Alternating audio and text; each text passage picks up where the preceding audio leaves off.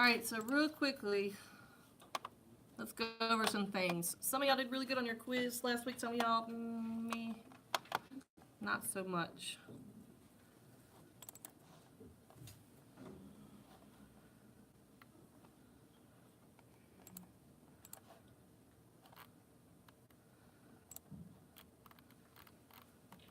Alright, this is the warm-up from last week. I know it's been a while, but I think it was last Tuesday. Some of the questions on here really had you thinking. Like, it didn't ask you what was the definition of a river basin. It made you apply what you knew about a river basin, such as this one. It's saying what best describes the characteristics. So what tells us what a river basin is just by its characteristics. And this was, most of y'all put land at the mouth of the river where it flows into the ocean. No. Remember, a river basin's like that paper we crumbled up and sprayed water on. It's the land that's drained by a river and its tributaries. So remember, the watershed is the geography around a river basin. The river basin, remember, basin means bowl. That's where all the rivers and streams flow into, is the bottom of that bowl. Most of you got this one. That's awesome. So who's responsible for ensuring the safety of drinking water? The second highest answer was the National Oceanic Atmospheric Association. Okay, ocean. We can't drink ocean water. So ensuring the safety of the drinking water is not up to the ocean people. They're not worried about drinking water. They're worried about ocean water. So EPA. Most of y'all got that right. That's good. Most of you got this right as well. Surface tension. And only substance on Earth that commonly exists in all three states of matter. Even if you weren't sure, we're in the water unit. So water would have been a good guess. How do scientists know that some mountains were once at the bottom of the ocean? This is a review question, and most of you got this right. They found marine fossils, which is ocean fossils, at the top of some mountains. So at one point in time, that mountain used to be underwater. Which is a problem with using wind turbines to produce energy? This one was the second highest, but it's really close to the right answer as far as number of people who answered it. So you're saying that wind turbines create a large amount of pollution. It is renewable energy, and it is green energy. So that means it does not cause pollution. All it is wind blades turning. There's no pollution involved. But they can only be used in certain areas. We can't use it where there's a bunch of trees or low winds or whatnot. It's not going to work that way. This one, I feel like we beat to death, but yet we still have... I can see where you chose this one. This statement right here, during a chemical reaction, one or more new substances are formed. That is true of a chemical reaction. But it's asking you about conservation of mass, not a chemical reaction. It's telling you total amount of matter stays the same. That's where our balancing equations come in. You have to have the same atoms on one side as you do on the other. They just may be rearranged.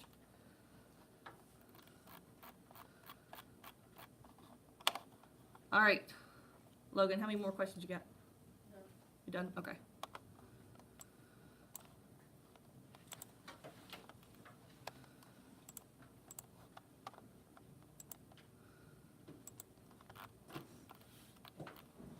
All right, this was your quiz.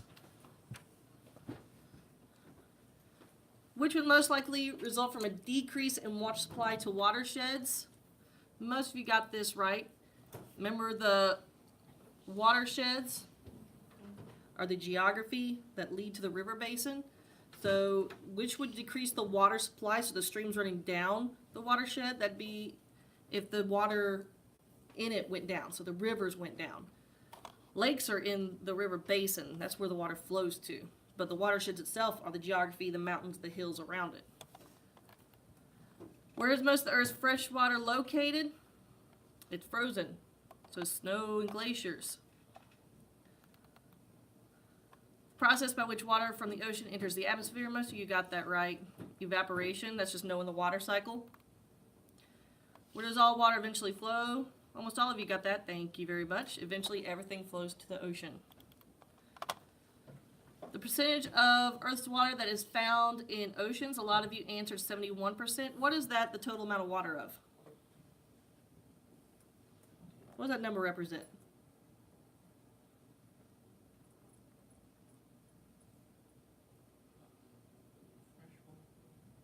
fresh water. Water Water where? and yield. Say it. On Earth. Not ground. On Earth. On Earth, 71% of the Earth is water. The amount of water in the oceans is 97%. That means 90% of all the water on Earth is ocean water.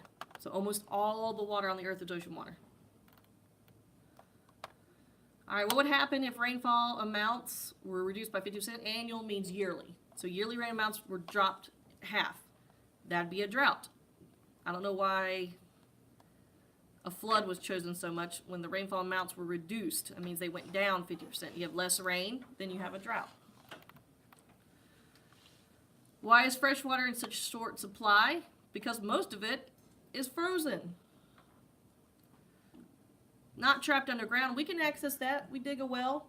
We get our water underground.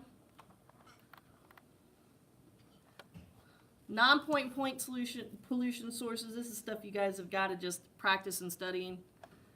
So, which ones link directly to agriculture? What do you think of when you think of agriculture?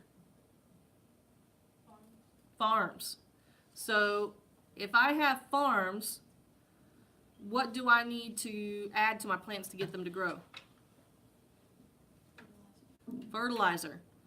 What do cows make a lot of? Fertilizer or poop. So, if you have a farm, in any kind of farm, you either have a lot of plants or a lot of animals or both. So farms cause excess nutrients in the fertilizer, that's too many nutrients, and animals cause bacteria in too much poop. So if you have both, that's where your farm pollution comes from. All right, most of you got this right. This is just, by now you guys should know that we should not have any nitrates in our drinking water. Which chemical elements and fertilizers pollute stormwater? These were the two that we were testing with our lab. Phosphates and nitrates, phosphorus and nitrogen. Which most likely has the highest number of contaminants? Most of y'all got that too. High turbidity.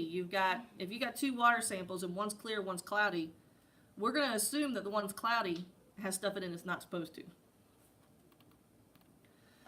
This one disturbed me how many of y'all got wrong because this is a review question.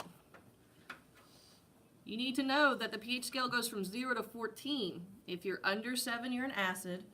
If you're over 7, you're a base. And if you're 7, you are neutral. In this one, I want to assume that... I'm not going to assume. So, flourish, what does flourish mean?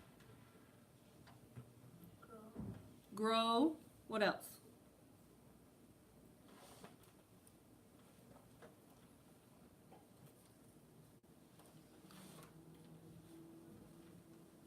If you're flourishing, that means you're doing really well.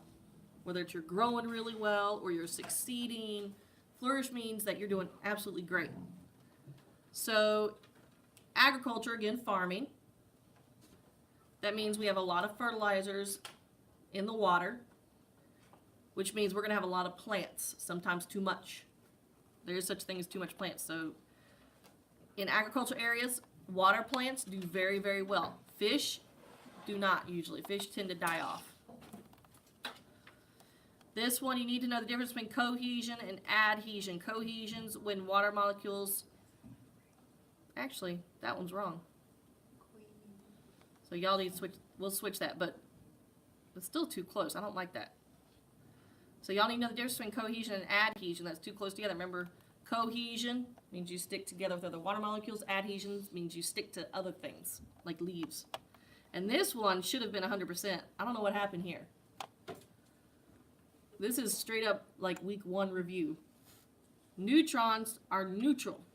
They have no charge. If you don't remember that, that's something you need to go back and brush up on. Definitely before the next benchmark, if nothing else. Are there any questions about any of these? No? So you feel good about them? Like if I gave you another quiz, you'd be able to get 100? Alright, if you don't feel good about them, you need to come tutoring, you need to study, you need to email me some questions, something. Don't let it just not be good.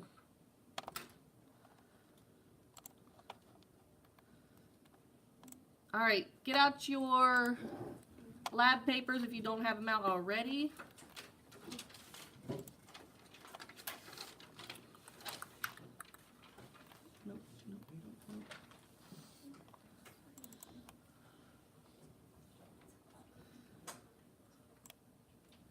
If you are missing any boxes, that's okay. Some of y'all got it all done, some of y'all didn't. Just depends on how quickly you could work. So what I want you to do now is, if you're missing any boxes, consult with your group to make sure you guys have all shared answered. And if your group still has missing boxes, I want you to send a representative to other groups to see if they have the answers. I want everybody to try to have all boxes filled in, and then you should have all of these answered, whether it's safe to drink or not, except maybe conductivity, because we talked about how the conductivity probe had been messed with. So if you cannot figure out conductivity, don't worry about it, but everything else you should be able to figure out whether it's good or not. So go ahead, start your search. Or I'm gonna assume everybody's got all the answers and we can rock and roll.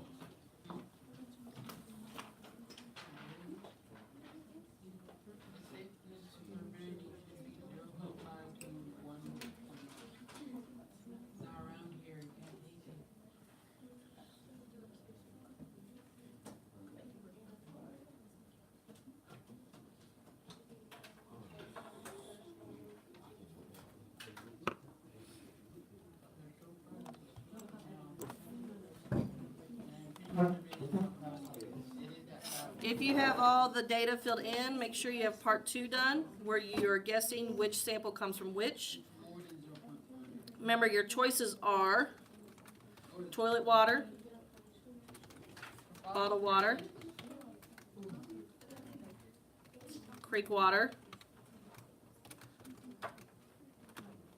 or ocean water. You should have your guesses on where each of those came from.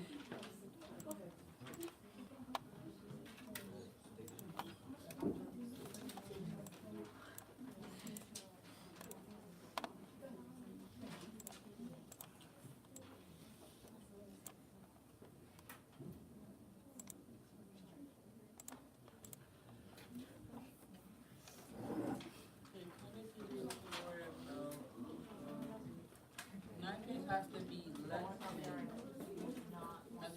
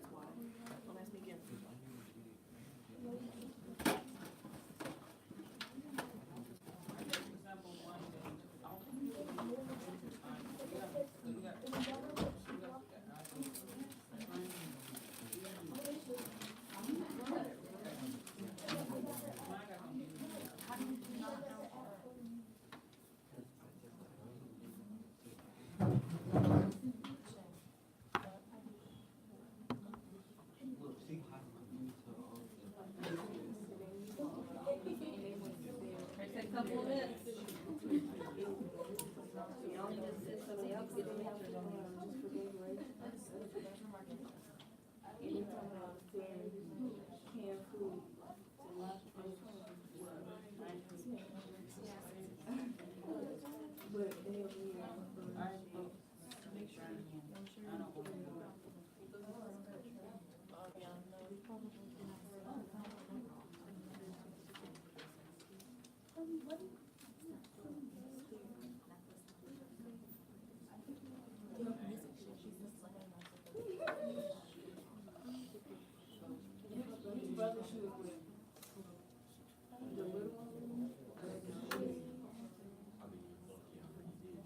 one of y'all should be getting up there and get 3 and 4 answers from somebody.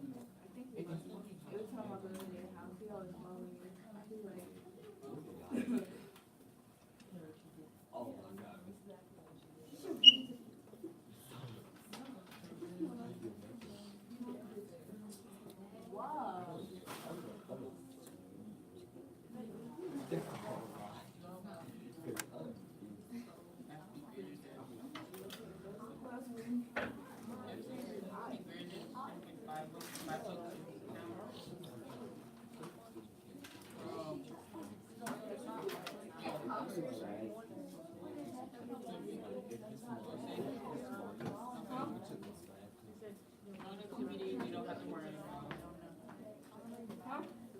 And possibly the night you say. Why you my shirt?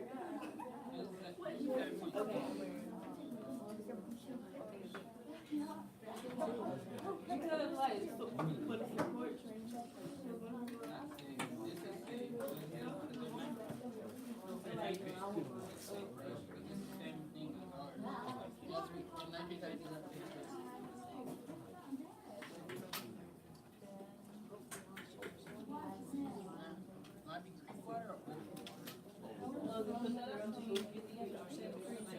Y'all get daily other than grade.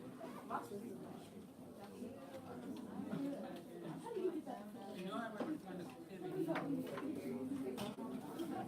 Hard to think like this. Everything's accounted for. Everything.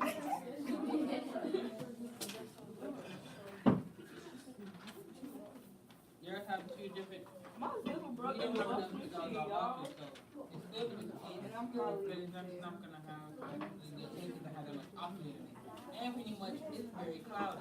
Pretty much it is safe for us, so it is safe for us to drink, it just has a different very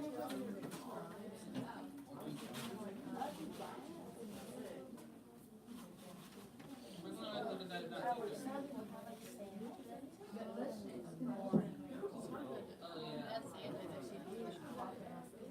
Oh yeah. Are you? Everybody come down here, and then the ex, It is. he gonna comment on my picture. Like, it wasn't actually And me.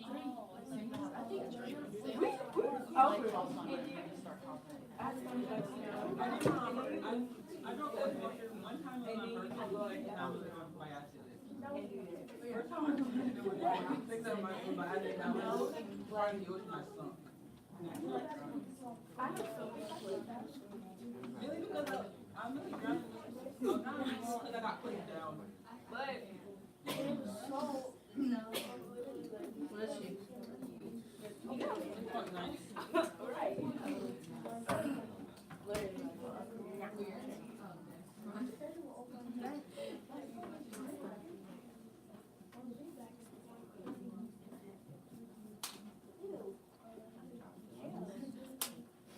Wait, you know what if you? Alright, you need to ready to sleep or no? I don't want to come no more.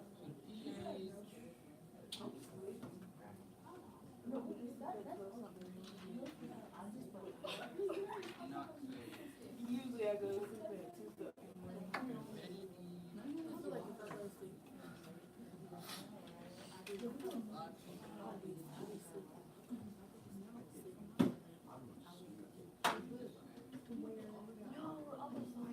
I think when I wake up before I go to I woke up 2 hours before I had to sleep. I woke up at 5 something. Like,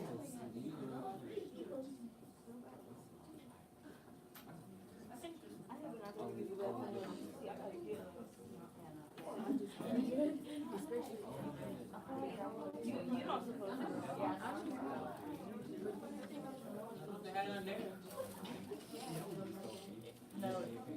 can go across the bathroom, but I bet she's like, I need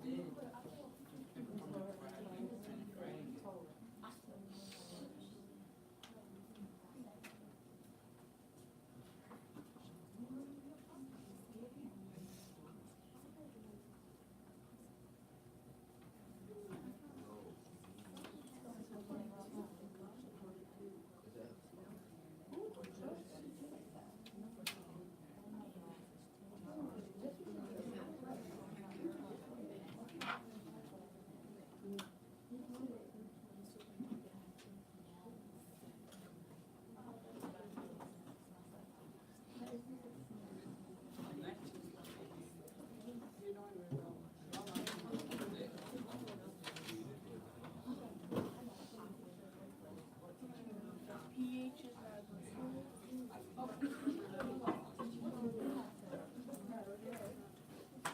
What?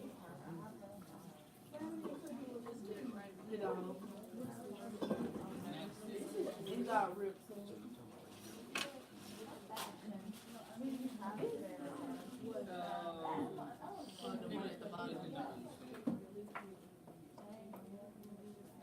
It's the same like You this. have reacted in one check. No, the dog. I checked that. The puppy. She Alright, looks like most y'all have on my arm. stuff completes. So let's talk about it real quick. Already have to change this thing.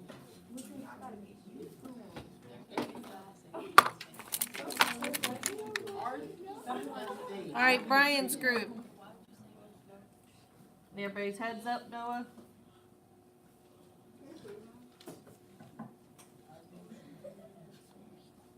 Noah, pick your head up. Seth, get his head up.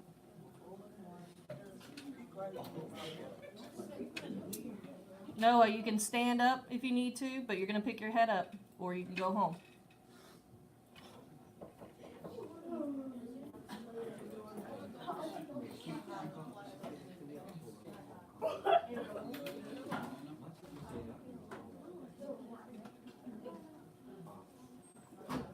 Alright, Brian's group, for sample number 1, is it safe to drink? No. Why? What's wrong with it? It's not safe because the turbidity is not safe and not enough dissolved oxygen. So you said low dissolved oxygen and high turbidity. Yes. Did anybody else say that sample 1 was unsafe? Raise your hand.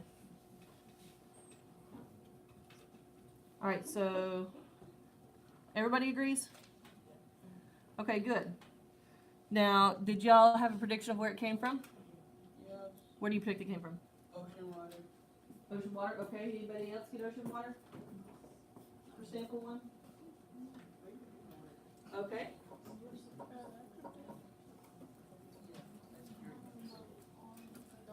Alright. For sample number 2. Maya's group, is it safe to drink? No. Why not? What's wrong?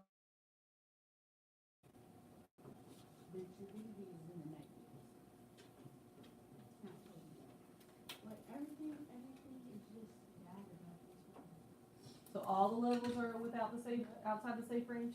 Yeah, except for the The pH is good. So turbidity, I would say, is okay, because as long as it's 0 or less, that means it's pretty clear. But you're saying that the conductivity, but we're not worried about conductivity right now. So you're saying that it had a low dissolved oxygen? Okay. What about nitrates? Did anybody get that? Well, everybody should have it because you're sharing answers. 5.0? What about phosphates?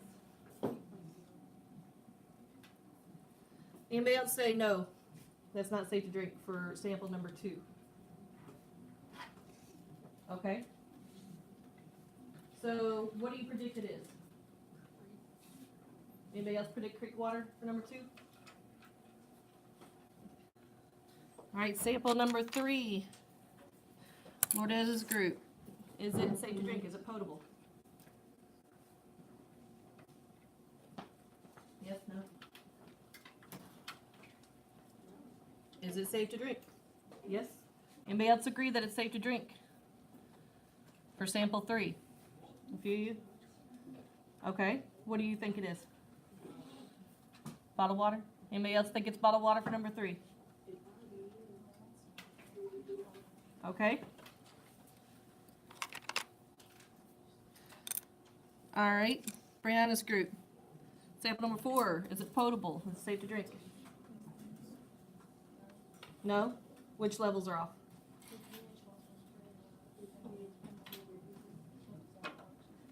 pH and dissolved oxygen? Okay. Anybody else agree that sample 4 is not potable? Okay, where do you predict it came from?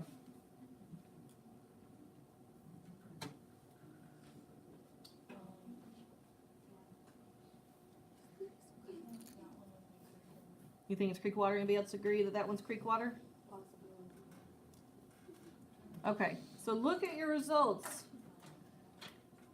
Which sample had the highest conductivity?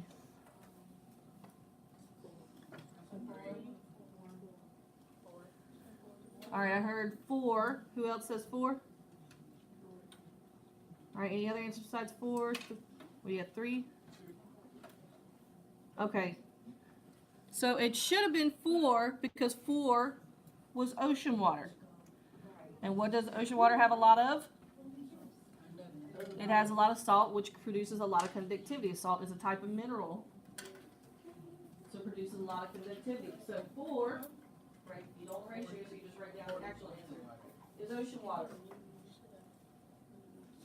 So even though our conductivity measurements were not within the range that I gave you, it still should have shown that it had the highest conductivity, because it was the only saltwater sample in all the samples. All right, sample number 3. That was the one y'all said was safe to drink, correct? Mm-hmm. Yeah, that was toilet water. Oh. Which is tap water. Which technically, you know, of course we're not analyzing for bacteria, but it's tap water, so it is safe to drink.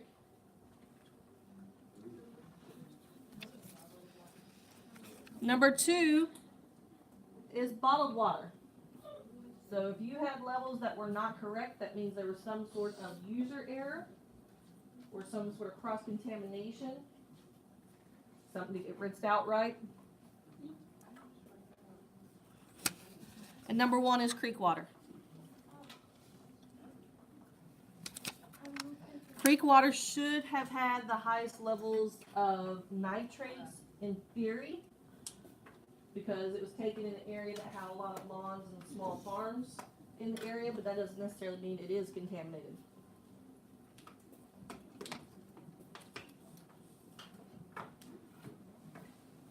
Make sure you have those boxes filled out, your names on it, which it should be, because I think everybody had their name on it. Have one person from your group turn it in, please.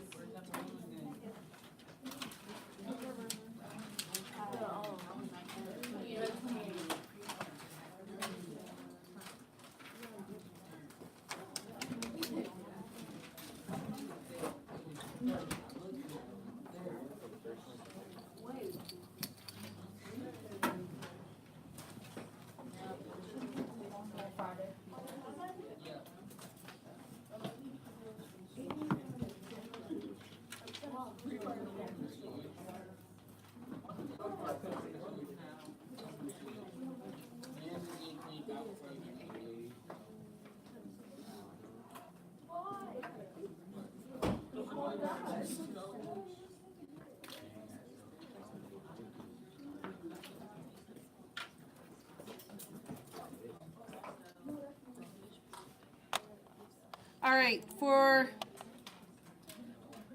the next few minutes, we're going to be focusing strictly on water availability, water contamination.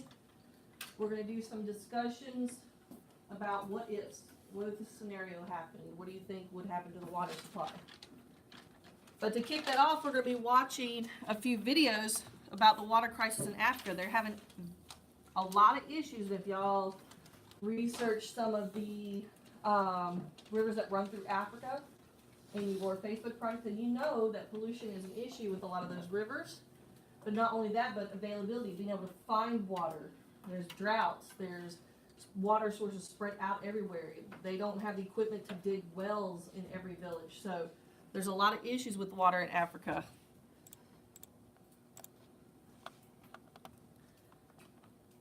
Let's see.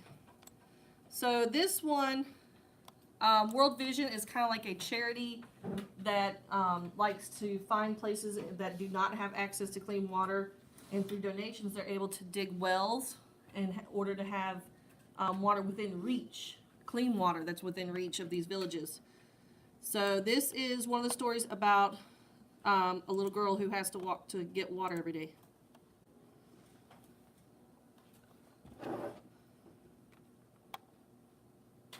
Pause. Go back. Where's my sound? Ooh, I don't have a sound icon.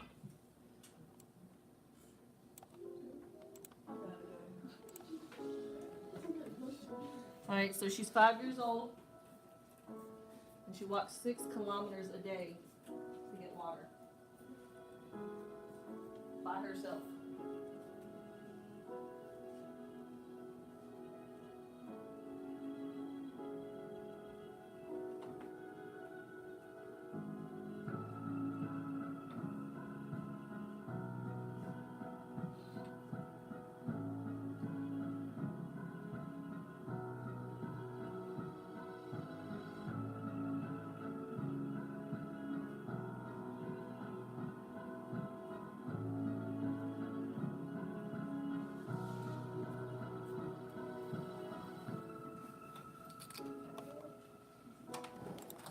So she walks 6 kilometers, it's a 3-hour walk every day just to get a kettle of water, and that water is their water supply they use for drinking, cooking, and they really don't have enough for washing, but whatever they have left they use for washing.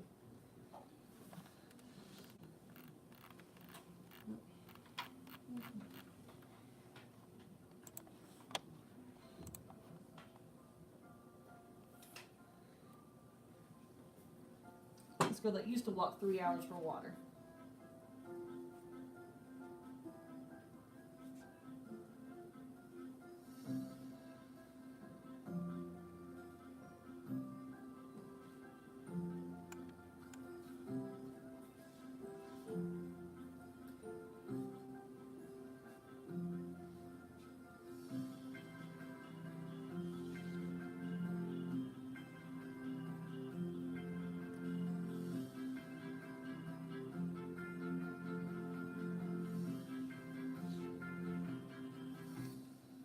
So that's the difference between two kids. One that doesn't have access to a well. So she has to continue to walk the 6 kilometers a day just to get a little tea kettle of water. Why? Oh well. But getting equipment in order to be able to dig that well makes a world of difference. And this is about a 19-year-old girl who has figured out how to make getting water easier for her community just by thinking of something and building it herself out of like scrap material.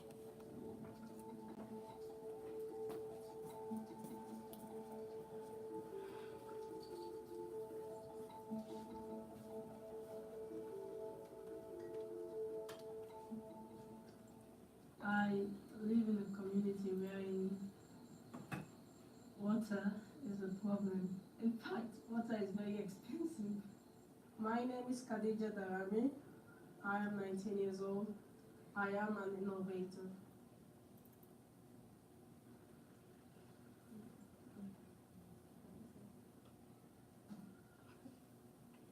I want to help my community. People are suffering by community. There is no water. And life cannot go on without water. So I sat down, thought about it. How can I help my people? I thought of the lifting. So I decided to create the electric hoist system. That's to draw the plan first and then put the plan into action.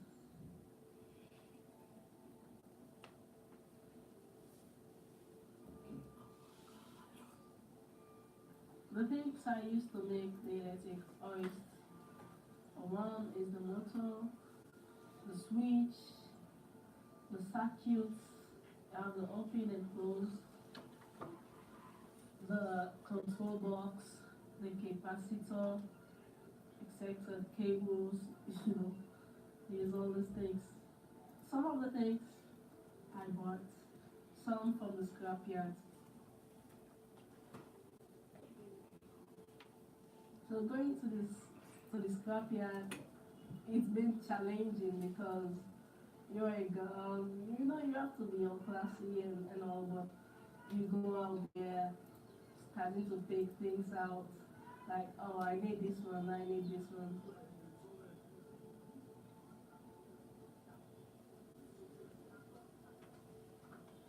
But I have to take it, put it inside my bag and go home, try to make things. It's challenging because some of the things you think, oh gosh, you don't want to see them. But they are used, they are important, so you just have to take them. But for the small one, that is important.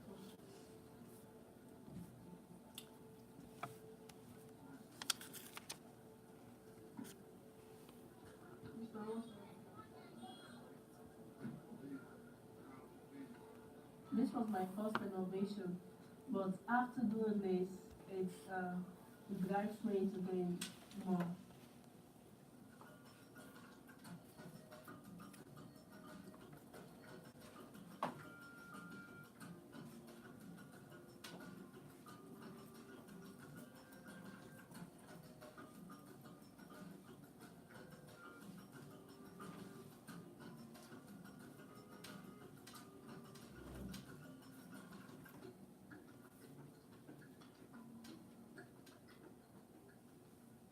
Using the electrical system, you just have to turn on the switch and there you go. The rope goes down. It goes down faster because there is no weight happening on it. But then, immediately you feel the weight, then you turn off the switch and then you turn it the other way around, and then the rope comes up again. This pump has changed the lives of many people around that have access to it, because now the accidents is limited, you don't hear about accidents and people don't complain pain. And now, like you say, go fetch me water, people, you don't put on faces. They're like, oh yeah, okay, I will, because it is very, very comfortable now, so it's making a change.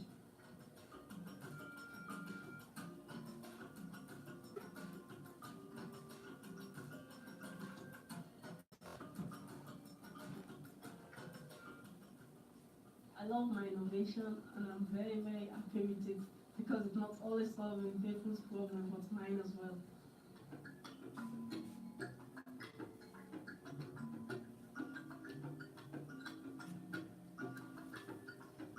So she basically taught herself how to make this motor that she called the electric winch, which is what it is.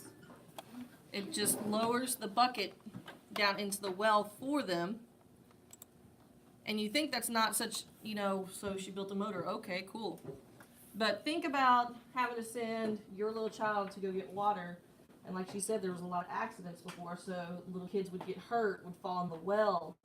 You could only get so much at a time because it was heavy to lower it down, 30, 40 feet into a well and then haul it back up by hand. So it was a slow and pain in the butt process, but now just by building that motor, you can get water much easier in her community. And this is basically the idea behind our STEAM fair. Is there's an issue in the community, she thought of a solution, tested it out, built it, and it works. So that's the same idea as what you're doing for the STEAM fair. Let me try one more time.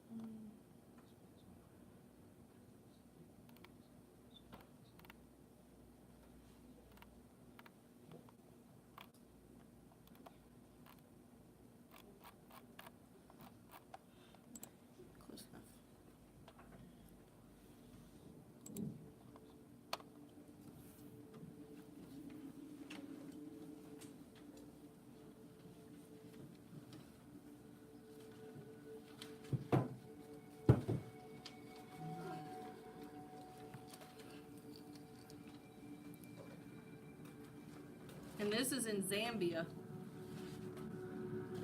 which y'all probably know that Misaka lived there for several years.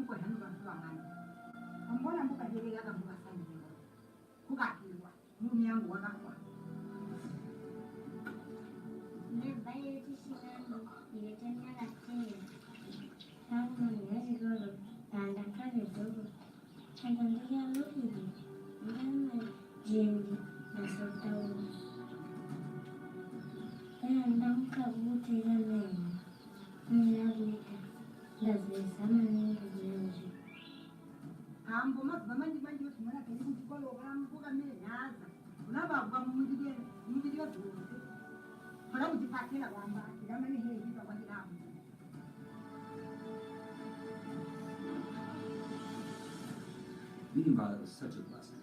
She's an amazing little girl, and I was so moved by her story that I decided to become her sponsor. Can you tell her that this is hard? I'll never forget the way people responded when we asked them one simple question.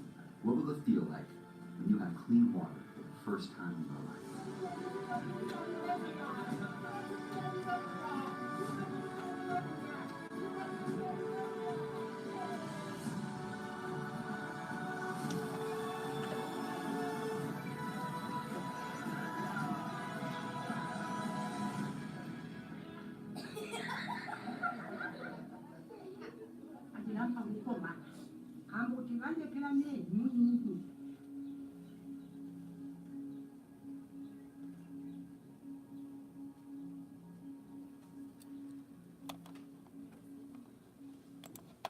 So because of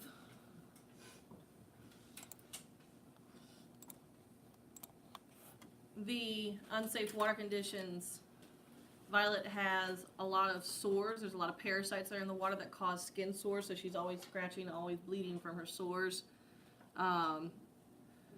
More than 330 million people in the world do not have access to clean water, and this is all over the world.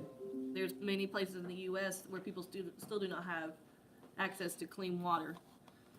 So when we learn about taking care of our drinking water, when we learn about wells and aquifers and streams and sustainability of water, it's really something that we take for granted in our area. We're able to turn on the tap, and even if it's like, ew, that water tastes gross, it's not going to hurt us.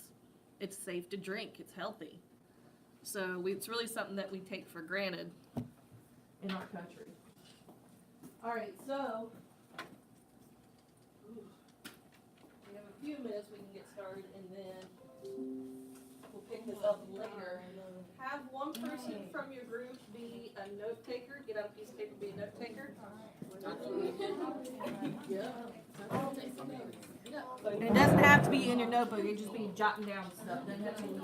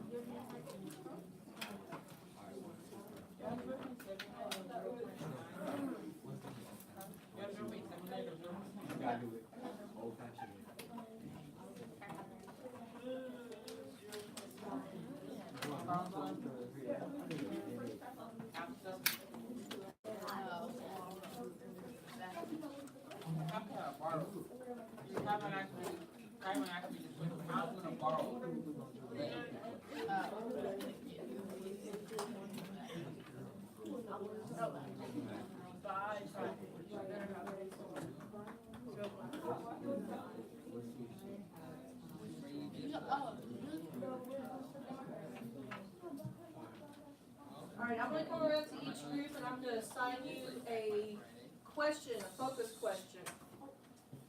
And it's your job to use your notes, discuss as a group, and then tomorrow we'll break out the computers to kind of help our research. And to come up with a brief explanation to what I'm about to ask you, and then we will share what we have as a class tomorrow. So this group, your scenario is there's a farm that's been leaking nitrates into the water. What happens after the nitrates get in the water? Too much nitrates in the water. This group, you have too much dirt that's been eroded and it's turned into straight. What's gonna happen to that surface?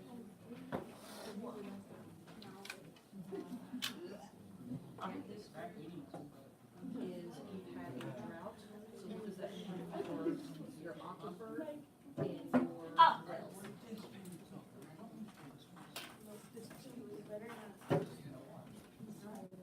Alright, this group,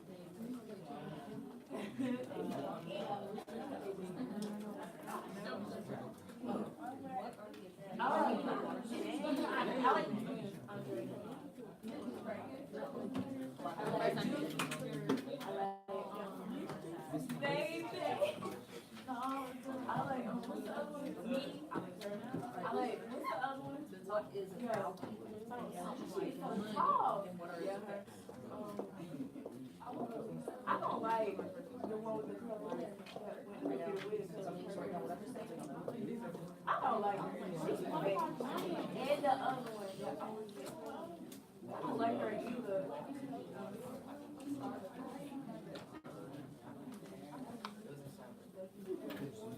Right. This group is what are the ways